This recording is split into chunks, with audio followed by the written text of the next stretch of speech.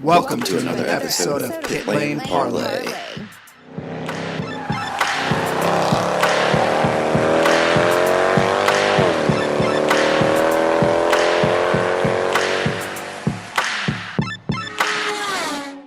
Welcome to Pit Lane Parlay. My name is host Mike Jokum. David Byrd joins me on the line right now, and I'll be joined later on in this special episode by none other than Santino Ferrucci. David, how you doing today out in Arizona? Fantastic. Couldn't be any better. How are you? Well, I'm a little jealous that you're in Arizona because it's cold and rainy here. So I'm kind of tired of the winter and looking forward to racetrack season. Well, honestly, it was a little chilly today. We were at a racetrack today, which we'll obviously talking about a little bit. But started out a little cold, a lot of wind, but it got pretty nice. But honestly, being able to be at a racetrack in the middle of December, can't complain too much about that.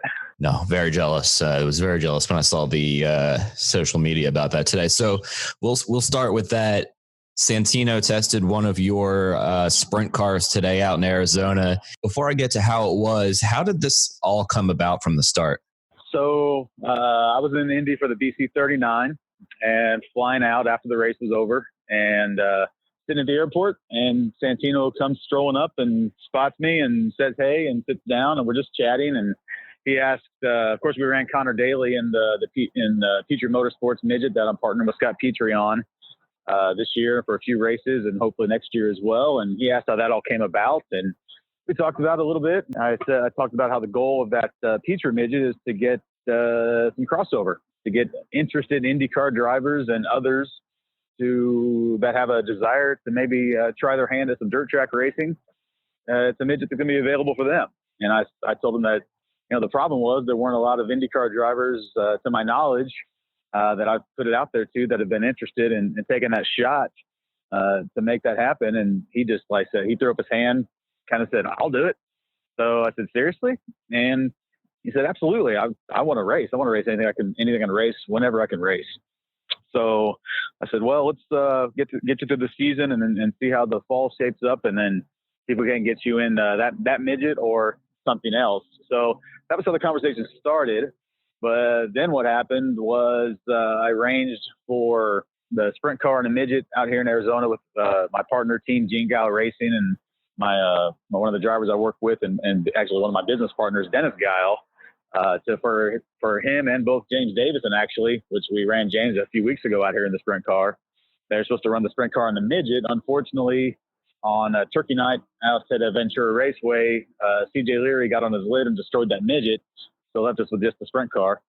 So that was the sprint car that Santino ran today. And tell you what, he had the same experience as Davison a few weeks ago. Just had a smile on his face the entire time.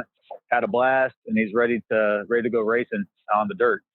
That's kind of quick story how that all came about.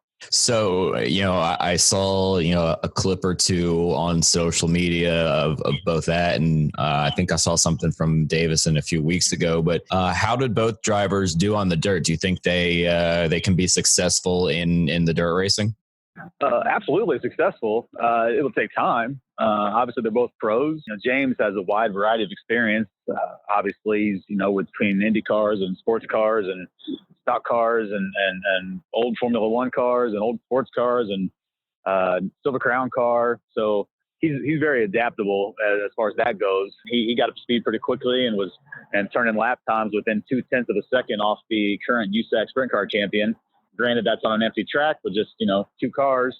Whole different ball game. Once you put 24 cars on the track and see what happens. But Santino's a little bit. His field of expertise is a little more direct, mostly from karts to Formula cars all the way to IndyCar. So he really didn't have the variety of experience, but also got up to speed really quick. Both guys, pushed the limits, found the limits. Got looped around a couple times and kind of slid off the top of the track. Canyon Speedway doesn't have any walls, which is makes it a nice place to get your first experience. So you just slide over the top of the berm and come back over. But you would expect that from guys that are used to kind of pushing the limit and finding the limit. And both things really good. I think if I was put a stopwatch on it, I would say that maybe Davison was a little quicker through 3-4 when he had the chance to run. But I think we also were fine tuning the car a little more. We had the current USAC champion crew chief there to kind of crew the car and kind of do some extra setup work. And we had CJ Leary there, the current USAC sprint car champion, as his kind of driver coach. Whereas today was really, we just kept kind of a baseline setup on the car and just let Santino turn laps without the benefit of the tuning. So yeah, just given time, obviously it's a challenge for anybody to change disciplines and to do something that's extraordinarily counterintuitive to really anything that they've ever done before. But Santino was really picking up on some of the subtle nuances that you have to have in place to drive a sprint car well, and saw a couple times where, he started to get in trouble a little bit, but he did the thing that you needed to do to get out of trouble, which would be, kind of use the throttle, where the normal thing you would do and what he would do would be get out of the throttle and steer your way out of trouble. So he was actually adapting really quickly. So I think that I wouldn't be surprised if both those guys were in a little smaller car come January at a little event in Tulsa. I wouldn't be surprised at all. Oh, I like what I hear. I'll definitely I'll be tuning in no matter what to that event you talk about. But definitely be tuning into their races if so. So you mentioned James Davison last week or over the weekend. It came out that he's actually tipped to run both the Daytona 500 and the Indy 500 with you as a partner in both entries. Yes, sir. How did the Daytona 500 portion come up? And I have a few more questions about the Daytona side of things after we start there. Well, I'll probably answer the questions that you have as part of my answer of how the Daytona thing came up. So basically it was in September, I do believe, if memory serves, where James had actually mentioned to me that he'd like to run the Daytona 500 sometime, just as a bucket list item for a driver, obviously, and so I kind of just saw that the way in the memory bank, but also at the same time said, well, that's great, but they're not going to let you just go run the Daytona 500. You're going to have to do ARCA or Xfinity or trucks at Daytona or Talladega before they let you run the 500. And he said, well, we'll see about that. So he called off to NASCAR and talked to their director of competition or whoever does all the driver approvals. And within a day, he had an email in hand with approval to run all Cup tracks, all Cup races in 2020 with no exceptions, no restrictions. And I was a little surprised at that, but I guess 5 Indy 500s must count for something. And so I said, well, okay. So had that in the back of my mind. I mean, I'm not really a guy that's looking to do stuff in NASCAR, but I'm always looking to do stuff that's interesting. So my sprint car partner, Brody Hayward, one of my other sprint car partners, Brody Hayward, he was in conversation with a sponsor, and that sponsor, turned out to be Oil Fire Whiskey. That's going to be the primary sponsor there for James at Daytona, and then one of our associate sponsors at the 500.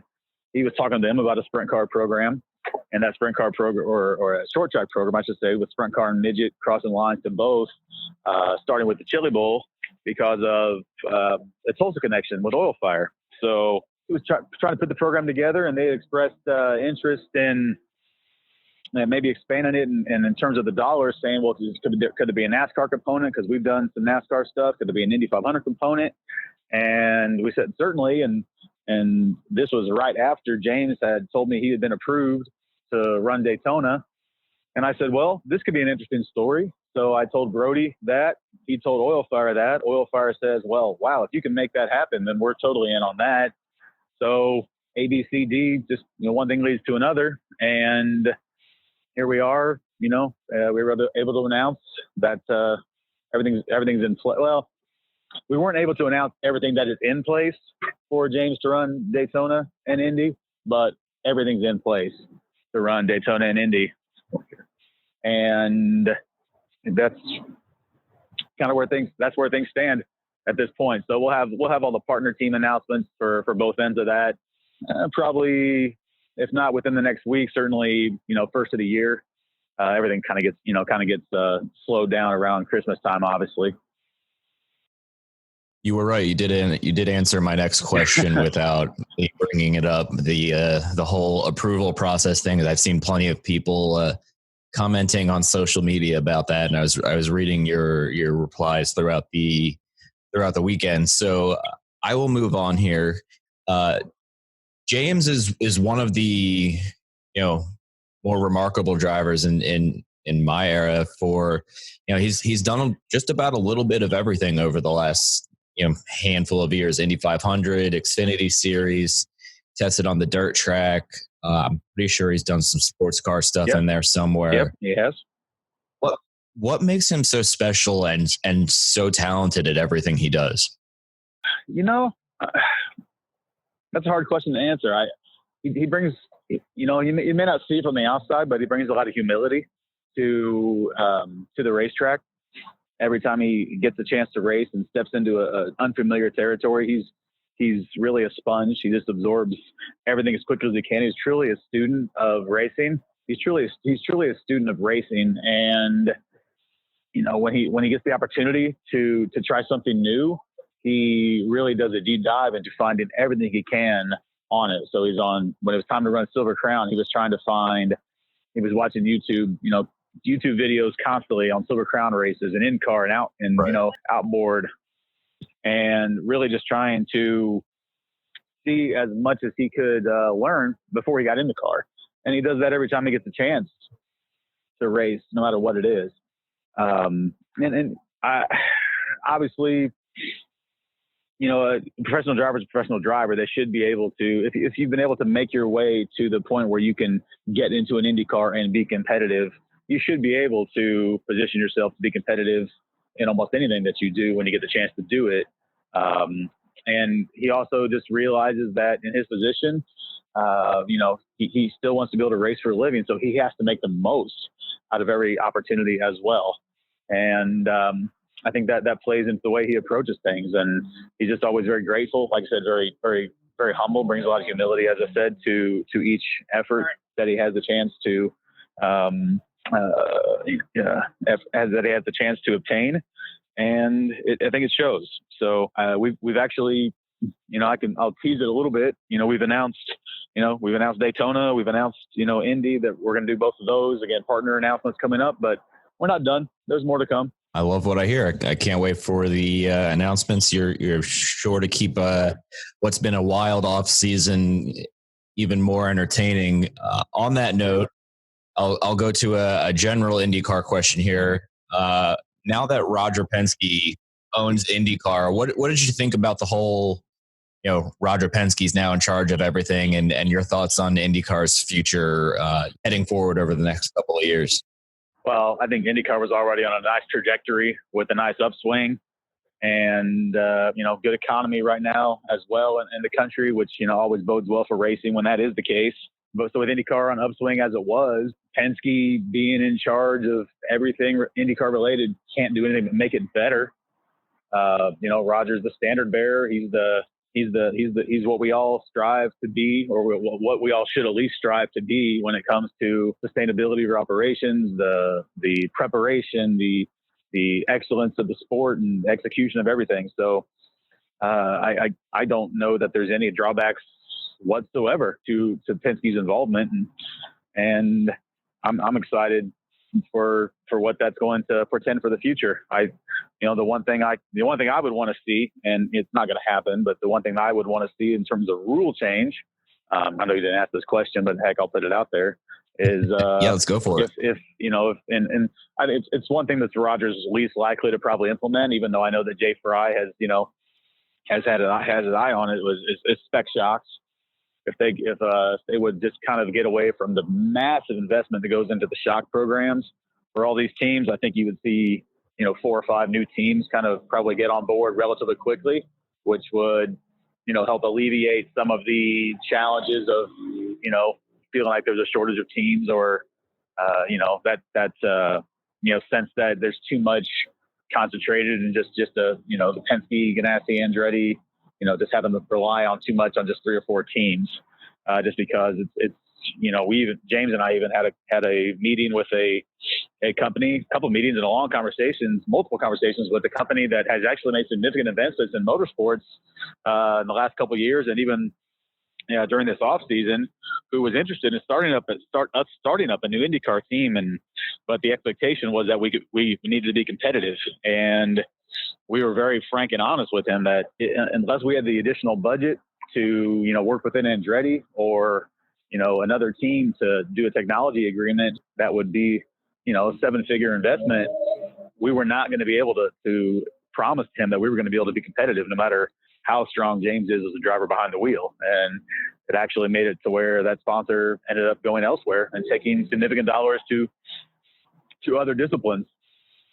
So I've seen it firsthand, and I've heard it secondhand, and I just know that's an area that really doesn't show up for the fans at all.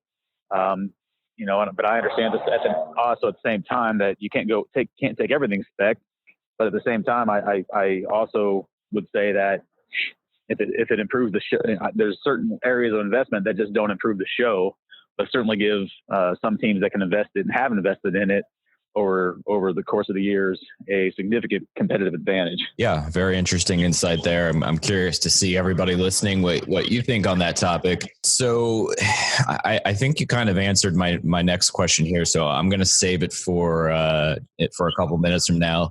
With the aeroscreen being implemented in 2020, your general thoughts on the aeroscreen and if you have any concerns after you've seen the testing so far this 2019-2020 off season? My first thought is it's more sponsor space, which I can always use. Second thought is it's obviously great for driver protection. It's certainly an advancement in safety. Apart from that, I don't really have any additional thoughts. It's clearly well thought out. It's being practically implemented, I do believe, and if I think that the IndyCar technical staff is enough on top of things that if it does pose significant challenges, that those challenges will be addressed as they need to be.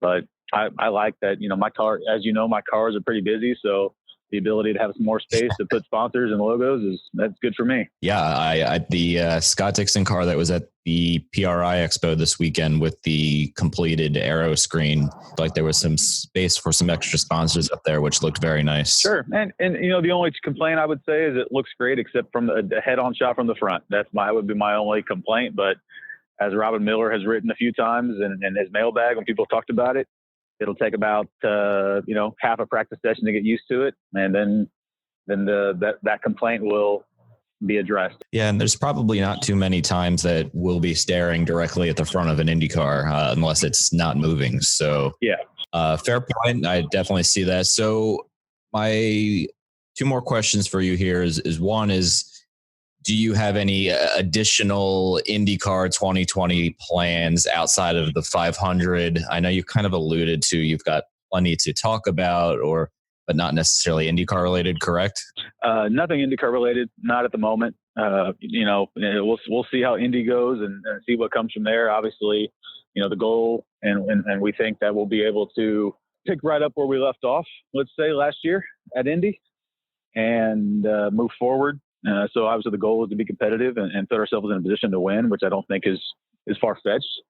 And, obviously if a win or a very strong finish at Indianapolis happens, then we'll see what happens going forward. And of course, if that does happen, and then, you never know in terms of, other drivers and ovals and, what opportunities present themselves. I don't think a strong finish at Indianapolis would certainly position James to get picked up, maybe to drive some other ovals, even though that's, not exactly he's not his forte. Just obviously this race, the bulk of his IndyCar races, all but 2 have come on ovals or come at Indy, so have been on ovals.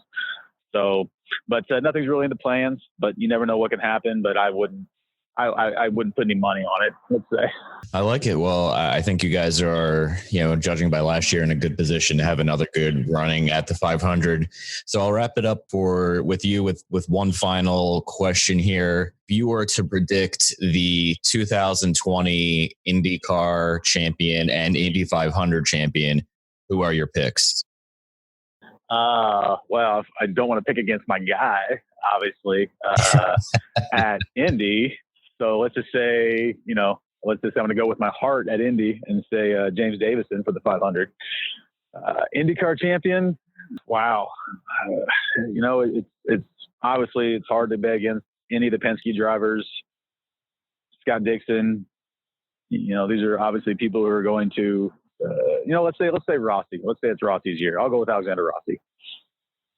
I like it. I think he's primed for a good year. Yep. Well, David, thanks very much for some time tonight. My pleasure. After a brief pause, we'll be joined by Santino. Back for the second half of this special episode with our pal Santino Ferrucci. Santino, how you doing, man? Dude, doing good. Just enjoying some time out in Phoenix, Arizona, driving sprint cars and going to golf tournaments. Yeah, it seems much better than being in the cold Northeast this time of year. Yeah, tell me about it. It's we got a lot of snow just recently, and I am very happy to be down in the south here. Yeah, I don't blame you at all. So with that being said, we'll start with the sprint car that you were talking about with David Byrd, who I just got off the phone with. What was it like driving a sprint car today? How'd you feel? Do you feel that it's viable to race it in the future in addition to IndyCar? Dude, let me say it's weird getting strapped into something where you're sitting past upright with a V8 engine between your ankles and a drive shaft going below your butt. And no, it was one of the most interesting cars I've ever driven, and probably along the more fun ones too. I mean, there's nothing like a little bit of good old American race car and some grassroots racing. Yeah, I for everybody listening out there, if you have one goal for 2020, it's to get to a dirt track. It's a lot of fun to watch that racing. So we heard it from David's perspective, but from your point of view, what got you interested in this? How did the whole thing come about from your end? What's funny is me and David were sitting in an airport across from each other, and we just got to talking and everything, and he just brought up the idea of, hey man, if I could put you in a sprint car and a midget, would you do it? And I was like, yeah, sure. I mean, thinking to myself, like, yeah, okay. Like, I would ever be doing something on dirt in my career. And dude, he freaking calls me up and sends me a text and says, all right, pick your test date. And I was like, all right. I got my foot in my mouth and I'm about to book plane tickets down to Phoenix and we're about to do this. That's awesome. So it was pretty funny. It was a great experience. Yeah, it looks like a lot of fun. I tried my hand at the sprint car racing and iRacing when I still had a wheel, and it was pretty bad. So my sprint car career ended quickly. Jumping over to IndyCar, man, where to start? There's plenty of news in the Dale Coyne world to talk about this winter. It's been rumored after Sebastian Bourdais unfortunately had to leave Dale Coyne Racing that your potential new teammate will be F2 driver Alex Palou. I don't know if you know anything about him from your European racing days, but just curious to see your thoughts there, and if you do know anything about him. I mean, there's nothing like a little bit of good old American race car and some grassroots racing. Yeah, I for everybody listening out there, if you have one goal for 2020, it's to get to a dirt track. It's a lot of fun to watch that racing. So we heard it from David's perspective, but from your point of view, what got you interested in this? How did the whole thing come about from your end? What's funny is me and David were sitting in an airport across from each other, and we just got to talking and everything, and he just brought up the idea of, hey man, if I could put you in a sprint car and a midget, would you do it? And I was like, yeah, sure. I mean, thinking to myself, like, yeah, okay. Like, I would ever be doing something on dirt in my career. And dude, he freaking calls me up and sends me a text and says, all right, pick your test date. And I was like, all right. I got my foot in my mouth and I'm about to book plane tickets down to Phoenix and we're about to do this. That's awesome. So it was It was pretty funny. It was a great experience. Yeah, it looks like a lot of fun. I tried my hand at the sprint car racing and iRacing when I still had a wheel, and it was pretty bad. So my sprint car career ended quickly. Jumping over to IndyCar, man, where to start? There's plenty of news in the Dale Coyne world to talk about this winter. It's been rumored after Sebastian Bourdais unfortunately had to leave Dale Coyne Racing that your potential new teammate will be F2 driver Alex Palou. I don't know if you know anything about him from your European racing days, but just curious to see your thoughts there and if you do know anything about him. I mean, I'm not announced yet, and I'm still working with trying to figure it out with Dale and all those guys. So, man, I'm kind of, I'm going day by day, but nothing set in stone, nothing official. And but I do know Alex pretty well from back in the karting days, and he's a good kid, and if things all come together for both of us, it would be I think it'd be an interesting team to say the least. So. But we got a little bit of a road to go. Yeah, fair point there. I know I was assuming that you'll be back, and fingers crossed that will happen. But you got to test the aeroscreen down in Sebring back in early November. What'd you think of the tests, the aeroscreen, and do you think there would be any minor adjustments to the aeroscreen that you'd like to see before the season starts? To be honest with you, I think IndyCar did a pretty damn good job with the thing. And I was expecting a lot of warped vision or loss of where I was, and and I sat in it, and for the first time I was kind of more taken back by the fact that it's actually not that bad. And looking at it, to be honest, I think it looks better than the Halo, having driven the cars with Halos. And driving with it, the experience honestly was pretty good. I think we have a little bit of development to go. I was pretty impressed with how we did the cooling, how that development had come along very quickly. And I think it's very, very doable thing, and I'm very excited to see it on all the cars coming next season. I love it. From a setup perspective and a tire wear perspective, do you foresee major setup changes from the obviously limited testing you had, and B, do you think it'll make a major difference on those Firestone tires? I'm not sure. I didn't really get into too much depth with the setup with the team. I did like the way that the car handled much more with the aeroscreen than without it. I just think that it, that extra bit of top weight, made the car a lot more playful. I mean, there's nothing like a little bit of good old American race car and some grassroots racing. Yeah, I for everybody listening out there, if you have one goal for 2020, it's to get to a dirt track. It's a lot of fun to watch that racing. So we heard it from David's perspective, but from your point of view, what got you interested in this? How did the whole thing come about from your end? What's funny is me and David were sitting in an airport across from each other, and we just got to talking and everything, and he just brought up the idea of, hey man, if I could put you in a sprint car and a midget, would you do it? And I was like, yeah, sure. I mean, thinking to myself, like, yeah, okay. Like I would ever be necessarily figuring out going into last final warm up or the race, we're going to have it all dialed in by the time we get there. So I think that's a big deal for me, and I think that'll be a big deal for the teams. But it'll be fun. I'm really looking forward to the sophomore year. I think we can definitely win some races.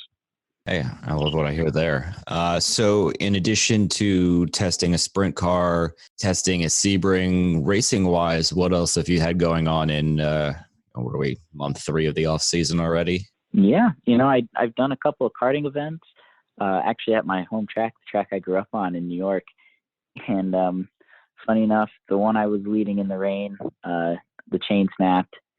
And the other big one, we had some issues with the inside the motor. They have what's called reeds, and we had a couple of reeds crack, unfortunately. So we haven't had best of luck. But, I'm going to end up down in Daytona for Kart Week in 2 weeks here, just after Christmas. And, I'm got my name on the entry list. I've got my favorite number, and I'm ready to go kick some butt and have some fun and play around back in a go-kart. What's the Santino lucky number? 01. Oh, that's my old hockey number. Dude, I don't know. Something about that number that just like, I've always run it for a really long time in American karting, and, it's always seemed to work out for me with that one. Yeah, I got that number as a 10-year-old hockey goalie because it was the only goalie jersey they had, and stuck with it my entire career. So I think you're in for a good number based on my my superstitions there. Yeah, mine too. Let's see here. So, looking forward to 2020, obviously everybody's, favorite race they can pick out is the Indy 500. If you're looking forward to one non-Indy 500 race next year that you think I'm going to go in and I'm going to have a damn good race, which race are you circling on the calendar? Gateway. Well, that's a good choice. I can't wait to be back there next year. I feel like we got so gypped on that.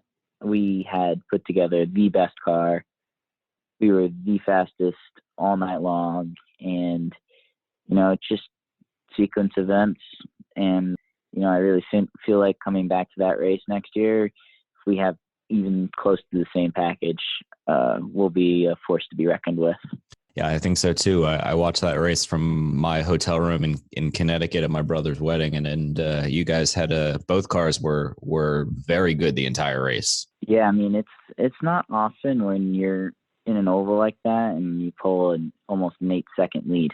That's a good point. Just in a half cent. All right, so I have one random question here, and then one related to the off season here, and we'll wrap it up. Again, Santino, thanks for joining me and the late hours of the evening here to record this. No matter where you end up next year, the fans want to know, are we going to see a return of the all chrome car in 2020? Ooh, that'd be pretty cool. I'd love to see a return of the all chrome car, but I don't think it's going to be very likely. I think that was if you got to see it, you got to witness something pretty spectacular, but unfortunately, I think that one is going to be left for someone else to do now.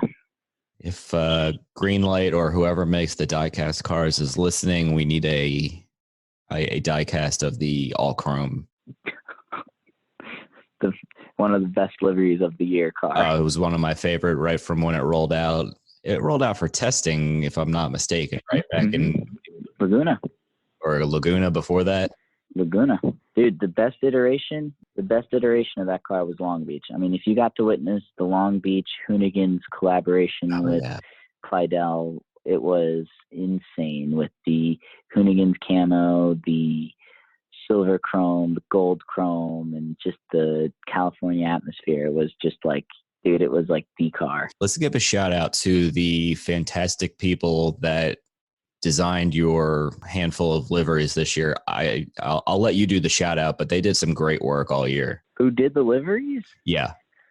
Oh man, a lot of that. So the chrome car was my idea, actually, with Yerman. Okay.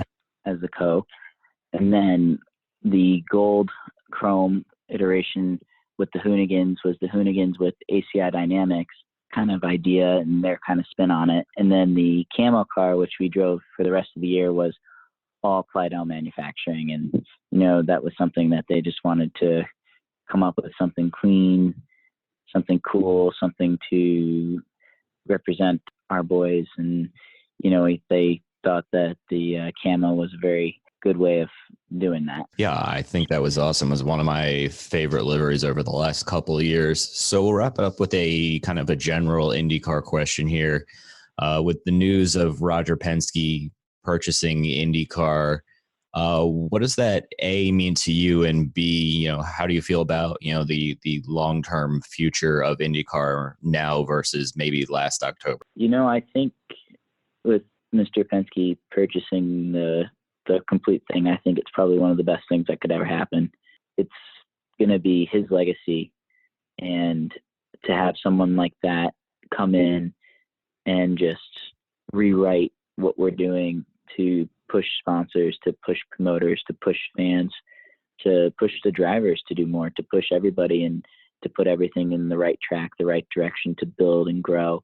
You know, I don't think there's anyone that's got a better business mind or anyone that's sharper out there that can do it. And considering racing is everything to him, pretty sure that IndyCar is in the best hands possible. I love what I hear. A good ringing endorsement. So with that, we'll wrap it up here. Again, thank you very much for joining.